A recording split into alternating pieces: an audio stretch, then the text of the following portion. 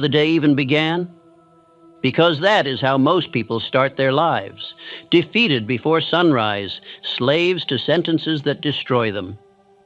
11 quiet thoughts repeated until they become truth. 11 invisible chains that bind the mind and command failure to appear.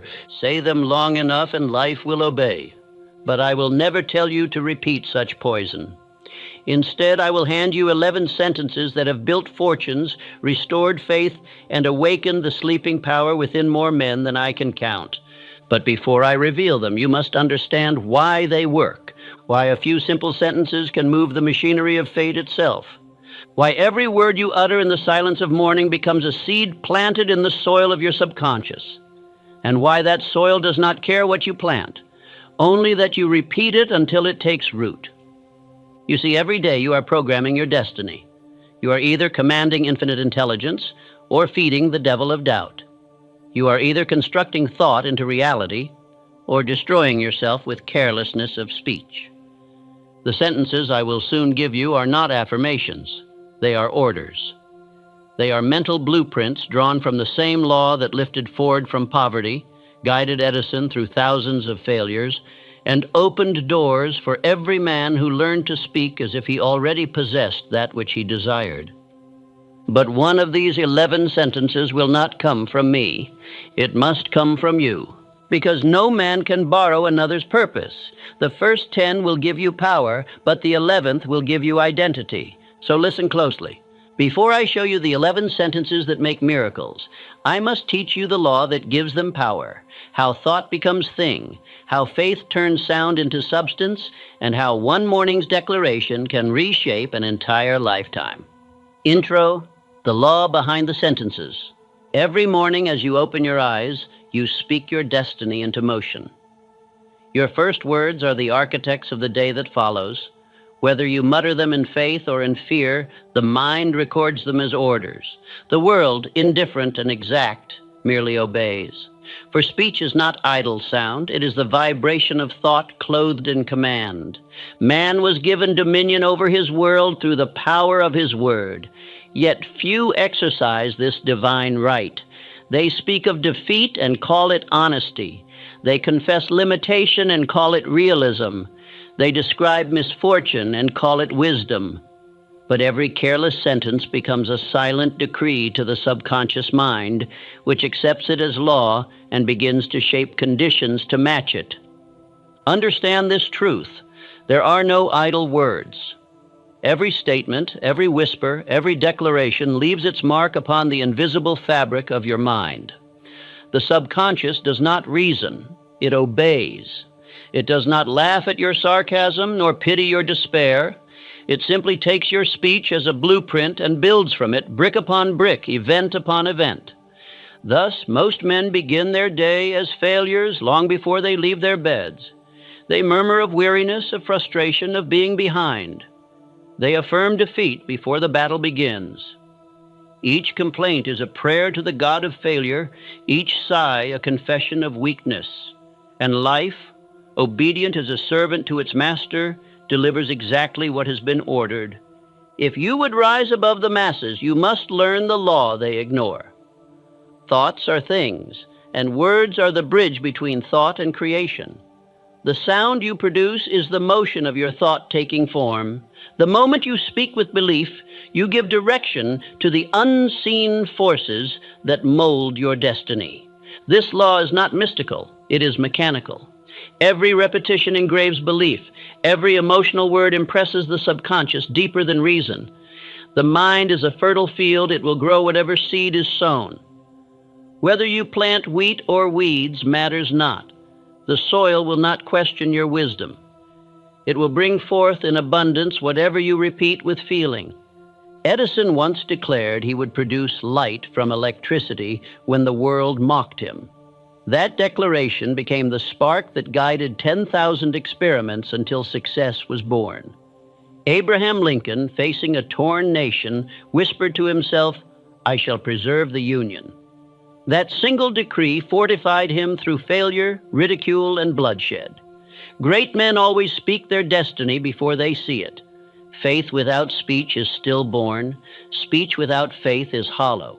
But when the two unite, they command creation itself. The spoken word, fused with belief, is the mightiest power known to man. For every law of success, every fortune ever built, every discovery ever made began first as a declaration, spoken with conviction and obeyed by the universe. The sentences I shall soon give you are not affirmations to be memorized like a child's rhyme. They are mental blueprints. They are orders issued from your conscious mind to your inner world, which in turn moves the outer world to comply. Speak them not lightly. Speak them as a king commands his kingdom, for your mind is your dominion. You must learn the sacred rhythm of the morning. The first hour after waking is the seed time of the day. What you plant in thought then will determine what you reap and experience by nightfall. If you begin with gratitude, power, and purpose, the day must bend to your will. If you begin in complaint, confusion, and doubt, the day will mirror that disorder. Therefore, I urge you, before you face the world, face yourself. Command your mind before the world commands it for you. The man who rules his morning rules his life. You may save 10, 20, even 30 years of wandering and defeat if you but master this single habit, to speak deliberately, to think with purpose, to affirm the law instead of your weakness. Now prepare yourself. What follows are the sentences that will build your fortune, restore your faith, and quicken your power. Each one is a key that unlocks a greater chamber of your potential. Use them faithfully, and you shall not merely improve your days, you shall transform your entire destiny. Now let us begin with the first sentence, the one that opens the gates of gratitude, energy, and command over the day. 1. This is the best day of my life. Each dawn carries within it the seed of a new world, yet most men rise as if condemned to another sentence of labor and monotony. They drag yesterday's failures into today's sunrise and call it reality. But the wise man rises and declares with conviction, "This is the best day of my life."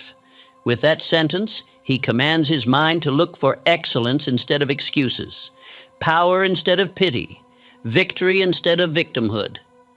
Gratitude is the first movement of faith. It is the spark that awakens the sleeping forces within man.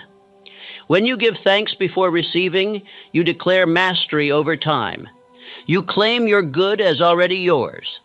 No man begins in defeat who begins in gratitude, for gratitude is not a reaction, it is creation. It is the language of kings who rule their minds before they rule empires. When I say, "This is the best day of my life," I am not describing what I see, I am determining what I shall see. For the mind is a loyal servant, and it obeys the master's tone. If you command it to find good, it will comb the hours to uncover blessing after blessing. But if you instruct it to look for trouble, it will oblige you just as faithfully. You choose the evidence by the decree you make. Each morning's emotion becomes the pattern of the day that follows. The man who rises with expectancy walks into opportunity that others overlook. The man who rises in complaint steps into proof that life is cruel. It is not chance that divides them, but the tone of their first thought upon waking. Therefore, discipline your first thought as a soldier guards the gates of a fortress. Henry Ford, in the dim light of early mornings, once walked the floors of his workshop when his pockets were empty and his name unknown. He faced ridicule, failure, and starvation of the spirit. Yet each day he whispered, "I will build a motor for the multitudes." Those words, spoken in faith, were more powerful than his lack of capital, education, or support. The world would later call him a genius, but he was first a believer, one who greeted each day as the day his vision might come true.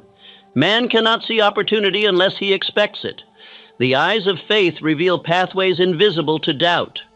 Gratitude sharpens sight. Complaint blinds it. For complaint is the voice of fear, and fear narrows the mind until it sees only limitation. Gratitude, on the other hand, widens the field of vision until abundance fills every horizon. When you bless what you have, it multiplies. When you curse it, it vanishes. Repeat after me. I begin this day with gratitude, and gratitude multiplies all it touches. Let this be the first sound that falls from your lips.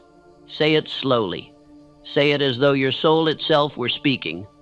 Feel it swell within your chest until emotion takes the throne of your thought. For faith without emotion is lifeless, and emotion without direction is chaos. But when emotion is guided by a definite idea, it becomes creation. To the drifter, this practice will seem foolish. He will say, "What difference can a sentence make?" But look closely at his life, and you will see the harvest of his own words, fields of complaint, weeds of self-pity, barren soil where hope once grew. The Creator gave man dominion through the spoken word, and he uses that gift either to build or destroy. Every utterance is a hammer shaping the unseen substance of his future. You must feel gratitude as an act of power, not politeness. Gratitude affirms the intelligence of life itself, the invisible order that arranges circumstances for the faithful. When you say, "This is the best day of my life," you are telling infinite intelligence that you are ready to receive its gifts, and like a loyal servant, it hastens to fulfill your belief. Consider the mind as a lens. Gratitude cleanses it of dust and distortion. Complaint clouds it until even blessings appear burdensome.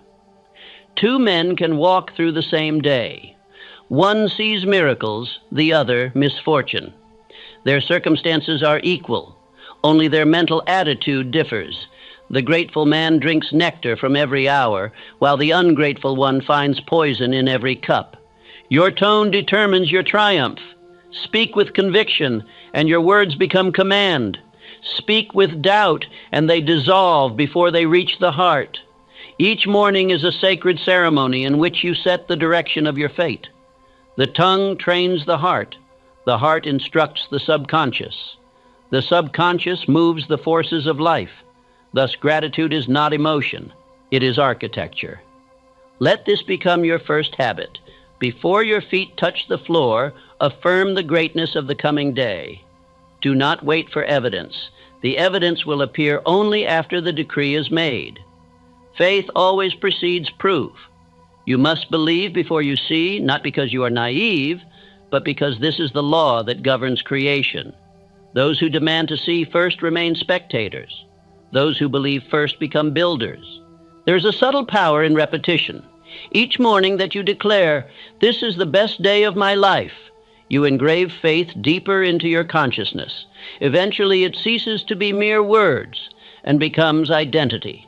You will rise with energy that surprises you, act with confidence that seems supernatural, and attract circumstances that echo your belief. You will no longer be a man reacting to the world. You will be a man commanding it. Let me remind you of a truth. Every great victory begins with an inward affirmation. The battle of belief is always won before a single step is taken.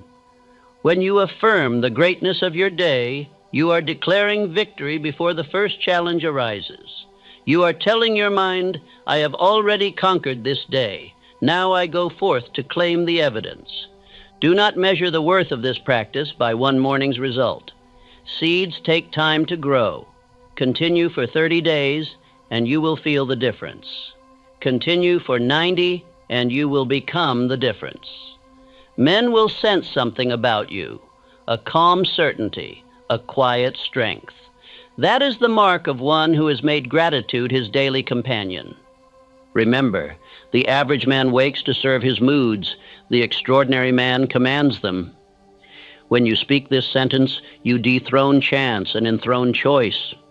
You declare that you will no longer drift with the winds of circumstance. You rise as captain of the day's ship, steering with gratitude as your compass and expectation as your sail. Now take a deep breath and repeat it aloud. This is the best day of my life. Say it until your mind believes you. Say it until your heart answers with warmth. Say it until the world itself begins to echo your declaration through events, opportunities, and victories unseen before. For you have begun the day as creator, not creature. You have chosen the language of success instead of the dialect of doubt. You have affirmed that life, though imperfect, is obedient, and it will be. Speak thus each morning, and the day must obey. 2. Thoughts are things. I choose powerful thoughts. Everything that ever came into being first lived as a thought. Every invention, every empire, every fortune, every poem began as a single idea held long enough to take shape. Thoughts are things. They are not mist nor fantasy. They are the raw material of reality. The world you walk through each day is the residue of yesterday's thinking, your own and that of others. To alter circumstance, you must first alter the pattern of thought that made it. Man's mind is a workshop in which the unseen becomes the seen. Within it, imagination molds the substance of life. Faith gives it vitality, and persistence hardens it into form. You are forever building, whether you know it or not. If you think confusion, you build chaos. If you think power, you build achievement. There is no rest from this labor. Even in sleep, the mind continues to construct according to your dominant ideas. Understand this. Your thoughts are not private. They are commands issued to infinite intelligence, the great unseen architect that responds to all definite belief. You cannot think fear and expect courage. You cannot think lack and expect abundance. The subconscious obeys what is repeated, not what is intended. The only question, then, is whether you will be master of your thinking or a slave to it. When Edison sat in his laboratory surrounded by failed experiments, he did not think of defeat. He saw only the light that he knew must come. I have not failed, he said. I have found thousands of ways that will not work. That sentence was not humor. It was law. He was choosing the thought of victory instead of the illusion of failure. The result was inevitable. For a thought, once charged with emotion and persistence, cannot die. It seeks fulfillment until it is satisfied. Likewise, when Lincoln faced the storm of civil war, he held a single commanding thought: the Union must be preserved. That thought, repeated day and night, became the magnetic pole of his soul. Against doubt, fatigue, betrayal, and bloodshed, he clung to it until it took flesh in history. The weak may call it stubbornness. I call it mental mastery. You are the architect of your fate. Guard your thoughts as a banker guards his gold. Every word, every image, every idea that passes the gate of your mind shapes the foundation of your future. Do not let the thieves of fear and gossip steal from your treasury. Do not allow envy, hatred, or self-pity to occupy rooms meant for vision, faith, and purpose. Affirm this truth each morning. I think only thoughts that serve my definite purpose. Weak thoughts perish, strong thoughts prevail. Repeat it with conviction until your mind becomes a disciplined instrument, not a wandering beggar of impulses. For undirected thought is the playground of the devil. Directed thought is the workshop of God. Look around you, and you will see the evidence of this law. John D. Rockefeller built an empire not from oil alone, but from organized thought. Long before his wells poured wealth from the earth, he saw in his mind the structure of industry, efficiency, and order.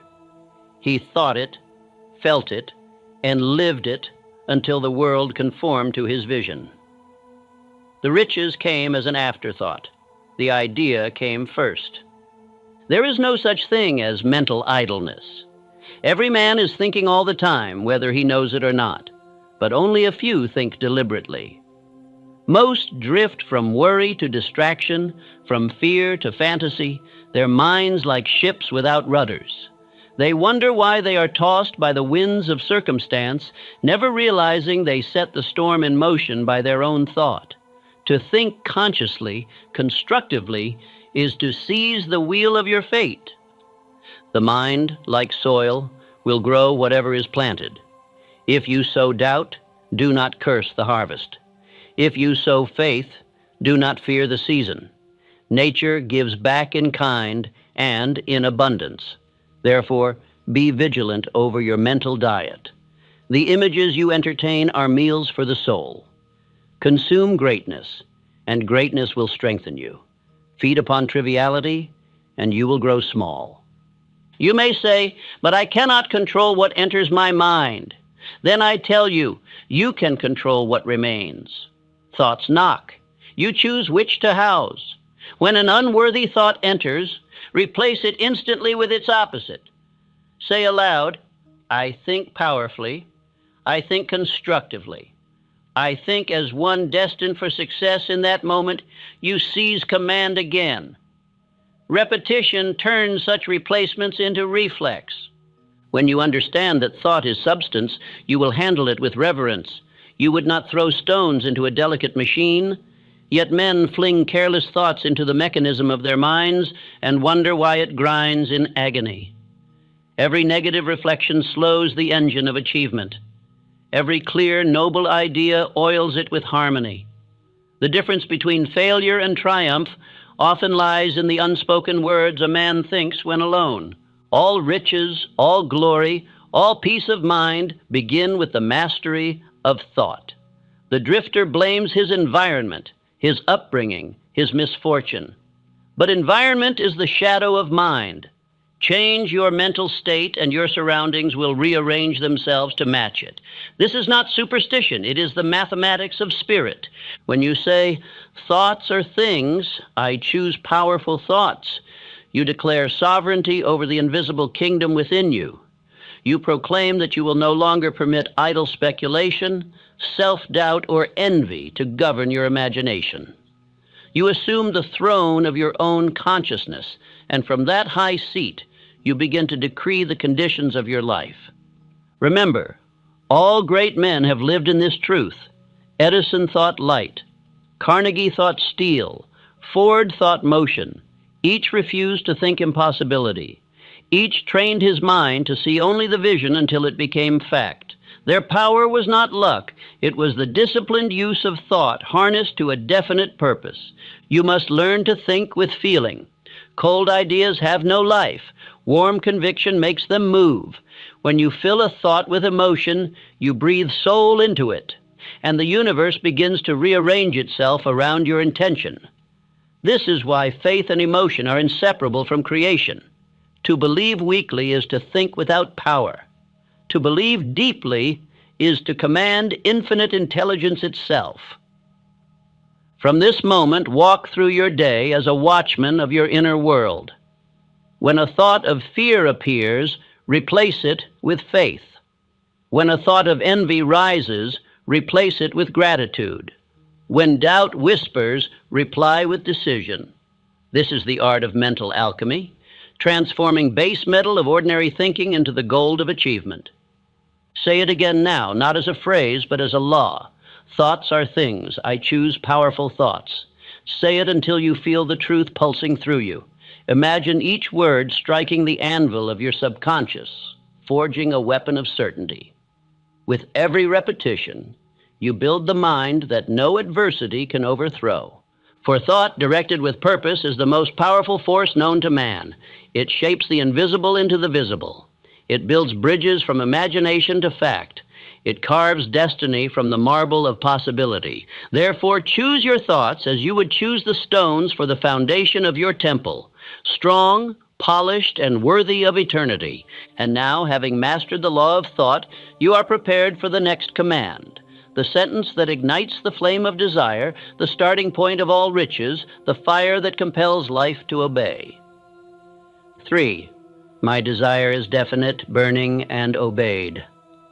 All achievement begins with desire, not the idle wishing of the weak, but a burning, definite hunger that consumes doubt and drives a man to action. The world belongs to the man who knows what he wants and demands it of life. Desire is the heartbeat of creation, the fire beneath every great accomplishment. Without it, even genius lies dormant. With it, mediocrity ascends to greatness. There is a difference between wishing and wanting. The wishful man looks at success as a distant star, beautiful but unreachable. The man of burning desire claims it as his inheritance. His wish becomes a demand. His thought becomes command. The world moves aside for him because he has declared that he will not be denied. Such a man no longer begs of fortune, he directs it. Andrew Carnegie began as a poor boy in a steel mill, working 12 hours a day for mere pennies. Yet he possessed a desire so definite, so consuming, that it guided his every word and deed. He desired not merely to make steel, but to master it, to command its power and use it to build empires and men. That desire, burning like a furnace within him, attracted the minds, the money, and the methods that shaped his destiny. It was his obedience to that inner flame that made him a master of industry. The drifter, however, is a wanderer in his own mind. He wishes for one thing today and another tomorrow. His thoughts scatter like leaves in the wind. The universe, confused by his indecision, gives him nothing definite because he desires nothing definite. A man must fix his aim as the compass fixes north. The subconscious cannot obey conflicting orders. It answers only to the voice of unwavering intent. Repeat this declaration until it becomes your nature. My desire is definite, burning, and obeyed. Feel it rise from the core of your being, not as hope, but as law. Say it until the words vibrate with certainty. For desire is the seed of all creation, and every burning seed draws to itself the elements needed for growth. The man who desires half-heartedly reaps half-hearted results. The man who burns with purpose draws miracles to his side. Desire must be specific. Do not say, I want to be rich. Say, I will earn $100,000 by rendering a service so valuable that the world will gladly pay for it. The subconscious understands precision, not vagueness. Give it a definite image, a number, a purpose, and it will summon opportunities you never imagined. Life loves decisiveness. It obeys the man who knows exactly what he seeks. Charles M. Schwab was one such man. As a young steelworker under Carnegie, he radiated enthusiasm born of burning desire. He wanted to be the best in his trade, the leader of men, the builder of greatness. That intensity of purpose drew Carnegie's attention like a magnet. Before long, Schwab's desire placed him in command of thousands. His secret was simple. He wanted it more than anyone else, and his faith in that desire made him irresistible. Desire without action is delusion. The man who burns with purpose acts. He cannot remain still. Every fiber of his being strains toward the object of his vision. He studies, plans, labors, sacrifices, and persists because the fire within gives him no rest until his dream is real.